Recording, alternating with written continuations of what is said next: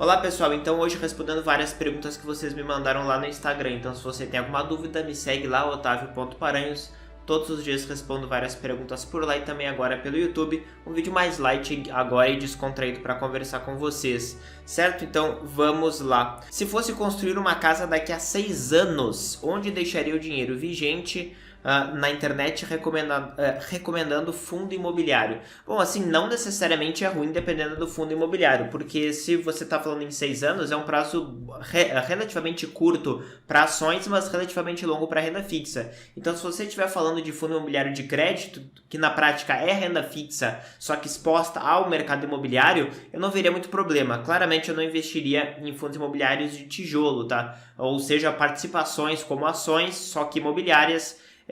Se fosse para esse prazo, até eu faria isso para um prazo mais longo, sem prejuízo, tá? Para mim, claramente, eu optaria por algum fundo de tesouro de curto prazo que segue o índice IMAB5, como o B5P211, o fundo NTNS11, que é um fundo de tesouro também abaixo de 4 anos, tesouro IPCA, que vai proteger você da inflação nesse período aí de 6 anos, e se você quiser assumir uma parcela de risco, como é um capital maior, porque você quer construir uma casa, então de fato você vai ter um dispêndio bem maior, você vai juntar eventualmente algumas centenas de milhares de reais com isso, uma parcela pode sim ir para fundo imobiliário de crédito, tá? Para você aumentar um pouco o risco da carteira nesse prazo, que eu acho que é bem tranquilo se ele for bem diversificado. A Marcele perguntou, com a queda da taxa Selic, fica mais ou menos atrativo investir no exterior? A queda da taxa Selic, ela tem dois grandes impactos, né? Ela é utilizada como baliza para as outras taxas no Brasil, para o custo de capital das empresas. Então, de maneira geral, tá? Quando você gera uma queda da taxa básica de juros, você também gera uma queda, você tende a gerar uma queda, não necessariamente verdade, mas tende a gerar uma queda das outras taxas de prazos mais longos, que geralmente são aquelas balizas das empresas. Então, os ativos em ações no Brasil tendem a se valorizar mais, tá? Não é só a taxa de juros, né? O fato é, quando a taxa de juros cai, em grande medida ela é um reflexo de uma economia um pouco mais organizada, e naturalmente isso também aumenta o desempenho das empresas e a precificação das empresas, tá? O problema disso é que, obviamente, você reduz o interesse dos investidores globais pelo famoso carry trade, que é você investir no Brasil em reais para ganhar com juro mais alto, ou seja, a tendência é que o dólar fique um pouco mais caro, ou pelo menos que ele não fique tão barato assim, justamente porque o diferencial de juros que você tem investindo no Brasil em reais ou investindo no Tesouro Americano, ele diminui porque a taxa Selic cai. Então, quando você pergunta, vale mais a pena investir no exterior? Na realidade, você nunca deve pensar de maneira momentânea, né? Agora vou investir no exterior. Não é isso, né? Se você tem um prazo longo, teoricamente você deveria se proteger investindo de maneira global, principalmente em ações, e obviamente você vai fazer isso através de uma carteira global, tá? Para mim não faz sentido nenhum para o longo prazo você manter a maior parte do seu capital no Brasil, tá? Isso daí para mim é muito arriscado, e mesmo eventualmente, considerando que os ativos brasileiros possam se valorizar por uma questão estrutural e de queda de taxa de juros, isso daí para mim não é justificativo, porque nada impede que em 3, 4 anos não mude o governo, não piorem as coisas, venha alguma outra crise e consequentemente você tenha um desempenho muito ruim por estar concentrada somente no Brasil, tá? Mas falando em relação aos investimentos, no meu ponto de vista, da mesma forma que você vai ter investimentos brasileiros que tendem a se valorizar mais, você vai ter o dólar que também tende a subir de maneira geral. Então, para mim, a resposta para você não é se vale mais a pena ou não vale de acordo com a Selic, é de acordo com o seu objetivo, né? Se o seu objetivo é de longo prazo, você tende a ter uma carteira mais global. O Start Invest perguntou, aposentado, só tenho renda fixa, continuo na renda fixa ou aporto em outro tipo de ativo? Se sim, qual? Bom, eu não sei se você vive de renda, tá? Provavelmente não, porque você falou que é aposentado. Você deve viver da renda de alguma pensão pública ou até alguma previdência que você já tem, alguma coisa da sua empresa, assim. Então eu não sei se você tem os seus investimentos que geram a renda para você ou não, tá? Dito isso, sempre você tem que investir com base no horizonte do gasto, tá? E veja, se você tem 65 anos hoje e está aposentado, na prática você tem que ter um capital que está guardado para ser utilizado daqui a 10 anos, daqui a 15 anos, quando você tiver 75, 80, 85 anos. Você não tem que colocar tudo em Tesouro Selic hoje porque você se aposentou agora, tá? Porque não faz sentido, você ainda tem uma expectativa de vida de pelo menos uns 30 anos aí, então, consequentemente, você tem que ter um capital para gastar no futuro. Dito isso, com certeza, tá? Eu não teria tudo em renda fixa. A renda fixa eu colocaria para no máximo 10 anos de gasto, tudo acima disso eu tenderia a colocar em renda variável, especialmente ações globais, tá? Porque elas tendem a proteger você da melhor forma possível, né? Enfim, blindando você do risco do Brasil e também gerando uma excelente expectativa de retorno, tá? Então, com certeza, fundos que você pode investir no Brasil, como por exemplo, pelo BDR BCWV39, que investe no ETF ACWV nos Estados Unidos, vai gerar para você uma carteira de ações com baixa volatilidade de maneira geral. Dito isso, aqui no Brasil, tá? Você falou que investe em renda fixa. Se você tem determinado horizonte de gasto aí de 5 a 10 anos, eu tenderia a assumir um pouco mais de risco do que muitas vezes as pessoas investem em CDB que apenas segue o CDI. Afinal, investir no CDI, investir no Tesouro Selic ou em qualquer coisa indexada ao CDI é apostar que o Banco Central fará um bom trabalho e que você irá ganhar alguma coisa da inflação. Se você tiver um período ruim em que o Banco Central, por qualquer motivo, não consegue proteger você da inflação, como aconteceu em 2020, em que a Selic estava em 2% e a inflação foi para 10%, você claramente não está bem protegido. Então, para mim, tudo que é gasto acima de 2 anos, você tem que colocar em renda fixa indexada à inflação,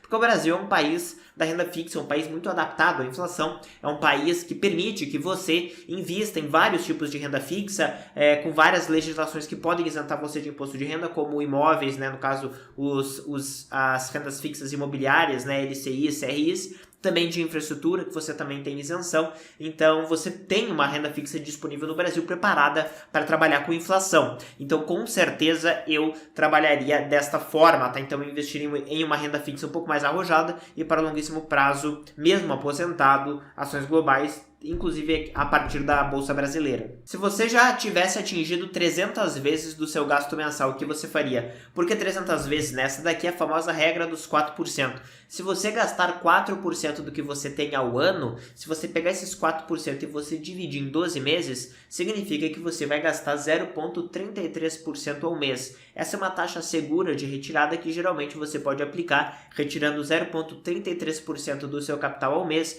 e o dinheiro ele tende a não acabar de maneira geral, tá? Essa regra dos 4%, se você for calcular, significa que você tem um capital que é 300 vezes maior do que o gasto no mês, certo? Por definição, se você gasta 0,33%, se você tiver 300 vezes o gasto, você vai fazer esse gasto de 0,33% ao mês, certo? Dito isso, ele me perguntou o que eu faria. Eu faria o que eu já faço. Eu acho que assim, vocês têm que ver o que vocês gostam de fazer na vida.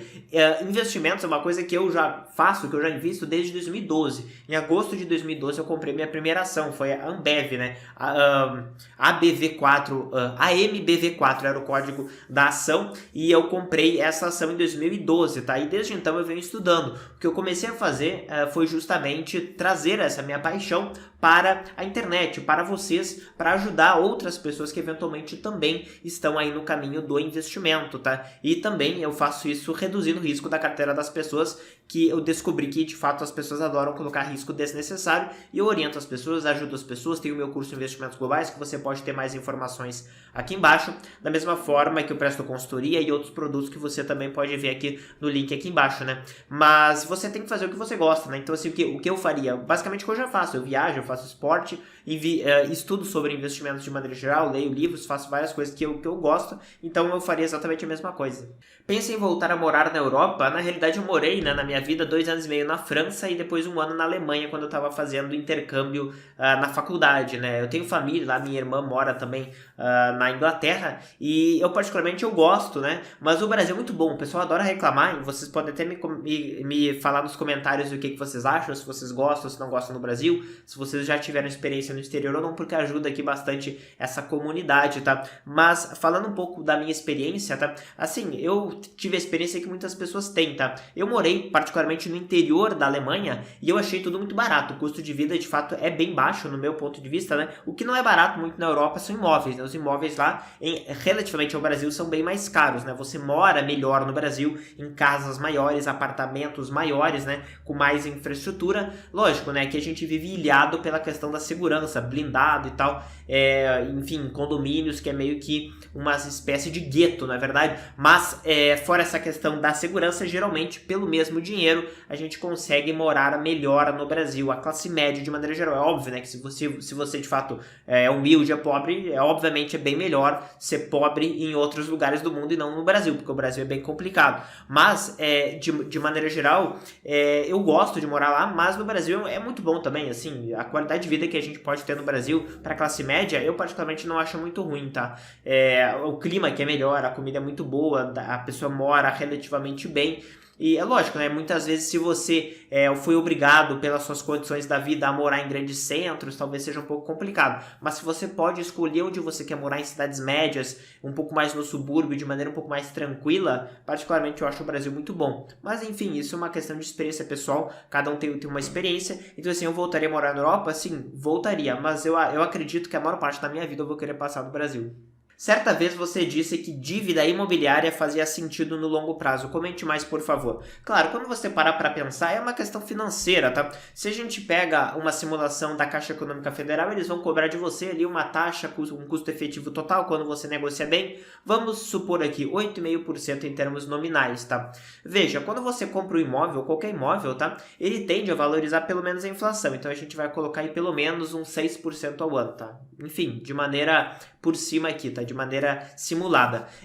Só que você também vai estar deixando de pagar o aluguel. O aluguel de imóvel, geralmente, ele está no Brasil hoje em 4,5% do valor do imóvel, um imóvel residencial. Então, se a gente somar 6% mais 4,5%, teoricamente, né, você está tendo um benefício de um imóvel que se valoriza 6 e deixando de pagar 4,5%, e você está pagando por isso apenas 8,5%. Então, veja, você está pagando um juro de 8,5%, que ele tende a ser abaixo da valorização do imóvel e também do aluguel teórico que você está deixando de pagar. Então, basicamente por isso, tá? Mas é óbvio, né, que se você tem também um dinheiro, por exemplo, que está investido e você opta ou por deixar investido ou por amortizar o imóvel, geralmente vale a pena você deixar investido, até porque, por exemplo, hoje a Selic rende mais do que essas taxas imobiliárias e, de maneira geral, a vantagem da dívida imobiliária é que você faz uma contratação, eventualmente por 30 anos, certo? Só que o que acontece é que se o juro da economia cair, você pode renegociar e travar a sua dívida a um valor mais baixo. Só que se a economia for para o buraco, a inflação aumentar e os juros todos subirem, você continua com uma taxa travada mais baixa e daí você vai ganhar um valor anual pela inflação do seu imóvel, ou seja, o seu imóvel vai se valorizar mais, né? Porque naturalmente com uma inflação maior o imóvel ele tende a se valorizar e aí você vai ganhar aquela inflação e você vai estar pagando um juro menor. Na prática, a Caixa Econômica Federal estará pagando para você na realidade financiando a um custo teoricamente até abaixo da inflação, se de fato a inflação aumentar. Então, basicamente por isso, tá? Mas logicamente você tem que cuidar. Geralmente as dívidas feitas ali acima de 10%, 10, 11, 12% no Brasil nos últimos 25 anos, geralmente não foi um bom negócio, né? Foi um bom negócio quando você consegue uma taxa abaixo de 9%, tende a fazer sentido. Mas me conta aqui nos comentários se você financia imóvel, se você não financia imóvel, se você mora em casa própria ou não, tá? Essa é uma discussão bem longa, bem interessante da gente fazer, tem até outras tabelas que eu poderia desenvolver aqui, mas, enfim, apenas fazendo esse bate-papo com você aqui. Então, se você gostou desse vídeo, coloca nos comentários e me segue lá no Instagram, Otávio.Paranhos, para você fazer perguntas por lá também. Perfeito? Então, não deixa também de clicar aqui no link para você acessar os vários conteúdos que eu forneço também para você, se inscrever para ser notificado de vagas do curso Investimentos Globais e também dá um like para ajudar o YouTube a espalhar esse conteúdo para mais pessoas. Valeu!